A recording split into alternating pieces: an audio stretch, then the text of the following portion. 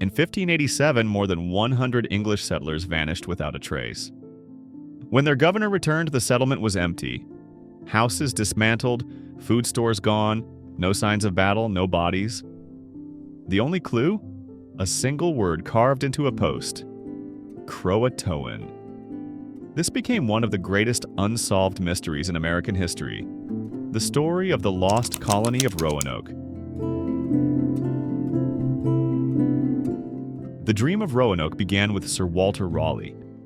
Backed by Queen Elizabeth I, Raleigh wanted to plant England's first permanent colony in the New World. The location chosen was Roanoke Island, off the coast of modern-day North Carolina. In July of 1587, around 115 men, women, and children arrived, led by Governor John White.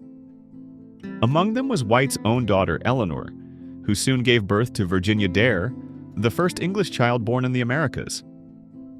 Spirits were high, but supplies were running dangerously low. To keep the colony alive, John White sailed back to England to gather resources. He promised to return quickly. But history had other plans. England was at war with Spain, and White's return was delayed for 3 long years. When he finally made it back to Roanoke in 1590, the settlement was deserted. Houses were dismantled rather than destroyed, suggesting the colonists left in an orderly way. No graves were found, no signs of violence. Just that strange word, CROATOAN. White had agreed with the colonists that if they had to move, they would carve their destination into a tree. But storms and rough seas forced White to abandon his search before he could investigate further. What happened to the lost colony? Historians have debated it for centuries, and while no single answer exists, several theories stand out. The most widely accepted idea is that the colonists sought help from the friendly CROATOAN people. Oral traditions from several tribes describe light-skinned, English-speaking people joining their communities. Modern archaeological finds, tools of European design mixed with native artifacts, add weight to this theory. Conditions were harsh.